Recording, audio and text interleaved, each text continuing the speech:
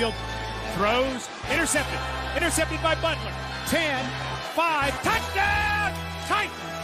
Malcolm Butler to the house! Jackson wants to throw, has all day, going deep, down the middle of the field, looking for Hollywood Brown. He's got him, and he's going to score! Hollywood Brown! Wentz back. He is going deep, and it is caught! Touchdown to Sean Jackson! They hands it to Elliott, breaks through on the left side to the goal line. He powers in. Touchdown, Elliott! Brady backs up, stands in. He's going to throw a long ball to a wide open Dorsett. He's going to hit him in stride at the 15, to the 10, to the 5. Touchdown, Patriots!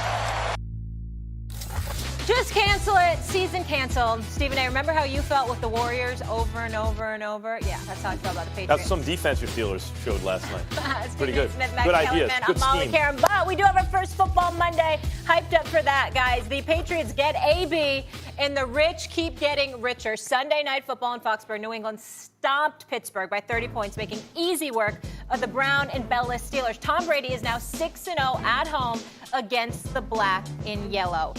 Max Kellerman, You're up first. Yeah. What? Oh, first let's hear the sound. Hold on, I got some sound for you. There's a lot of things to improve. I could certainly do a lot better job in certain areas. So get back to work. It's first game. It's good to start 1-0. Some guys made some big plays. I love how Phil played. Josh made plays. Jules did. I think the receiving group. So it was some good things to build on. And try to improve it next week. I wasn't good enough. Wasn't giving guys balls when they needed to catch them, put them in front, behind, things like that. So I wasn't good enough. All right, now we got the sound out of the way. Pat's unstoppable with AB? Yeah. Look, does it mean they can't, that there's no scenario that, look, the Giants had this incredible all-time historical upset of them in 07 when they went 18-0 before they finally lost to the Giants by the skin of their teeth. So it's not like there won't be any drama at all, potentially, but they are the overwhelming favorites right now. Guys, Josh Gordon. Before we get to AB, can we focus on Josh Gordon? Go for it. Josh Gordon, when he's on the field, you realize as a rookie, the only rookie in the last, 15 years at the receiver position that was like Josh Gordon or better was Odell Beckham Jr. Josh Gordon was such a transcendent talent as soon as he entered the league. It was like, that guy's a top 3 to 5 wideout already. He's a baby. Who's to say he can't get better than that? Because he looked like that again yesterday. Yeah. And even the things he's putting out on social media talking about his problems have a different sound to me than they used to. Like he sounds to me like a guy actually in recovery, or at least making an effort. We'll see if that holds. But when he's on the field, the question was, how are they going to replace Gronk? Right? Well, Edelman's the league. How are they going to replace Gronk? Gronk's receiving chops, like his receiving talent, had receded. He was great in other areas, but as a receiver, he wasn't the same anymore at tight end. Josh Gordon's a huge step up from that if he can stay on the field. And then they add AB. They're already the Super Bowl champions. Josh Gordon, better receiver than Gronk at this point. Unbelievable. Guys, AB is the greatest offensive player, other than Brady, in the history of the franchise, day one. Randy Moss, when he joined the Patriots, was amazing. But he was past his prime. If he's in the middle of his prime, and even prime to prime, he and Randy Moss is a good argument. They just added the best offensive weapon they've ever had to a team that just won the Super Bowl and has a resurgent Josh Gordon. They are unstoppable. They will be. How about their running game? How about their DBs? They're unreal. How about the fact that they just did that to Pittsburgh? Yeah. Like, they can make a mockery of your defensive game plan, although Pittsburgh did a pretty good job of doing that themselves. Stephen A., you add AB to this mix, they're unstoppable. Well, you know what? The sky is blue. I'll answer that question, too. That's obvious. I mean, there's nothing to talk about here. The Patriots are clearly the team to beat in terms of that. There is no denying that. And an AB to the crew is a given.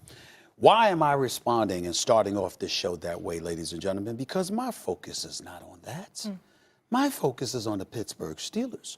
You know, to measure my disgust, I mean, the combination of AB, Antonio Brown, and what happened this weekend, and the Steelers, I almost didn't want to come to work today because I'm scared of what I'm going to see on the air. I'll tell you right now, I'm scared. I'm really, really scared. So I'm going to take a deep breath before I go into any soliloquy or diatribe because I'm scared of what's going to come out of my mouth with how disgusted I am. But since we starting off the show with the Patriots-Steelers game, let me get into the Steelers. Max Kellerman, AB wasn't there last night. And even if he were there last night, he don't play defense. Now, I'm looking at this Pittsburgh offense. I'm looking at this Pittsburgh offense that went against that Patriot defense, and I'm like, where the hell were you? Big Ben Roethlisberger, all this noise that took place in the offseason, the first time we really see you against Brady, who's going to be a first-ballot Hall of Famer, I understand you're not him, but damn, can you at least show that you belong in the same state? Could you at least do that? I mean, after all, there was a Pittsburgh Steelers sighting. Supposedly, y'all showed up at Foxborough, and you had to take a plane ride there for crying out loud. I mean, damn, Big Ben, could you act like a Hall of Fame quarterback yourself? I mean, it's just straight garbage, missing throws all night long. Then you got Juju Smith-Schuster. You're number one. We all recognize he's the number one, but Antonio Brown is no longer there. Okay? T.O. talked about this with us on Friday, that it was going to be a different deal. It's going to be a different deal. Why? Because you don't have the AB as a security blanket. You're the number one dude, and I blame you because I was on that tip. Damn it. I need to see it. And then I let you soften me up because you kept talking about Juju being the number one. And I'm not saying that he's not, but I needed to see that on Sunday night against the reigning, defending Super Bowl champions. They brought out champions from each, guys from each Super Bowl championship. Gronk spiked the ball in the end zone. Robert Kraft just chilling. I mean, everything was going on. I mean, this is before the game. Stephen A., who is before the game. You want to talk Steelers? Hold on. This ain't on Juju. Listen, I'm not saying it. Did I say that? I started with Ben. I spoke to Juju. Then there's James Conner. Even though I know his name, I'm looking it up again because I want to double check. 10 rushes for 28 yards and average of 2.1 yards a carry. This is after taking over for Le'Veon Bell, teasing us into believing that you're ready for that, and then suddenly you stink up the joint. I'm just sitting there going like this. Damn. I mean, you just can't beat this team in Foxborough. You were 0-5 coming in. You're probably 0-6 now in the Bill Belichick era. Well, they did beat them last year. No, I'm saying this year. But I'm just saying, my God. Why are you on the players? This is a coaching loss. Well, listen. I'm sorry. I'm certainly not absolving Mike Tomlin. He's the most to blame. Who admitted we weren't prepared or whatever. I mean, damn. At the end of the day, I'm not surprised that you lost. But I'll make you happy. I'll bring up an old boxing analogy. You know, we saw Trinidad beat people, okay? But what did he do to William Joppy? I mean, that was an annihilation. Walked right through him in the back. I mean, I'm talking about getting it. But remember, the first round, he dropped him, and the boy was dizzy from that point forward. He just kept him around for the other 4 rounds. I'm just simply saying, you just look at the Steelers. It's one thing to lose, but it's another thing to get beat down, spanked. Oh, I can't understand. I'm a Giants fan. I couldn't understand something like that. Wait a minute. But you don't have that much talent. The Steelers do. Stay right there. Stay right there. The problem here, look, my favorite coach is Mike Tomlin. If I were a player, I'd want to play for Mike Tomlin. But he got undressed, exposed by Bill Belichick. That was a coaching mismatch. And the shame of it was talking to Damian Woody before the show. The shame of it. Mike Tomlin was a defensive coordinator. What?